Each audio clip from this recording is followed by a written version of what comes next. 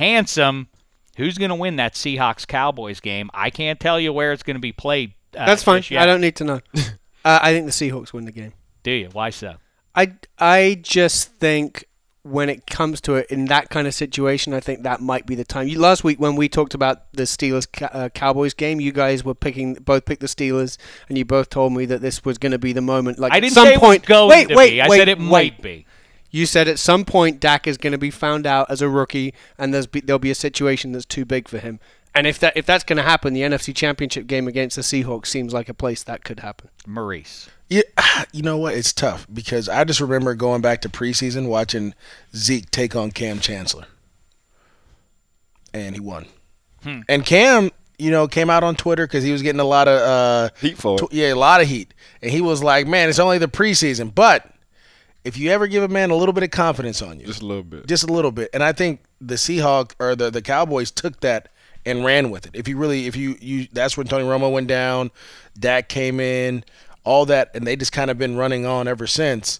That's scary to me. I'd have to say the Cowboys. I'll tell you what. The one thing that Ike, you played on the Pittsburgh Steelers, who are all about brawn. And when you talk about that '07 Jaguars team, they came in and outdid the Steelers playing Steelers ball. Right. I feel like that's the same scenario here. Like, might is right. John Facenda said that back in the '70s about the Steelers, and that's right. I think that the Cowboys can come in, not defensively, but they can, they can steamroll the Legion of Boom. Cowboys versus Seattle. I'm rocking with the Cowboys all day. I'm rocking with the and here's why. They don't like the blitz, and I'm talking about the Seattle Seahawks defense. They let their front four get at it. They let Wag and crew, them boys, run down the line. You double team the two front guys on the defensive line. You can't do that with the Dallas Cowboys. This isn't Tony Romo. See, they used to pick and choose. They used to blitz Tony Romo a lot. Now they're starting to see, because even Pittsburgh tried it for a while in the last game. Let's blitz that. Let's make them look at the heights. But that ain't working. But the run game, them boys are not wavering from that run game. And we did see what the Carolina Panthers last year did to Seattle with the run game. And the Dallas Cowboys run game is just as strong as last year Carolina Panthers run game. So now you put a Dez Bryant on a Richard Sherman, that's going to be a heck of a matchup. So now we forgetting about the old veteran guy who's been playing for 32 years, and Jason Witten, still catching balls, still catching touchdowns, still doing this thing. So now you got a Dak who can take the hit, who can move around a little bit. He really doesn't want to run. He's just like a Russell Wilson. Between Mariota, Russell Wilson, and Dak Prescott, the game is similar. All of them got the same kind of game. Lean heavy on the run when we need to, but always keep your eyes downfield. So now you got a Beasley, something like a Wes Walker, because nobody really known him. Wes, when he was in Miami, he go to New England, he go to the Pro Bowl. Beasley the same way in the slot. There's another reason why you're comparing him to Wes Welker. I'm just saying, doing the same thing in the slot. He's a chain mover. He's not your big play guy.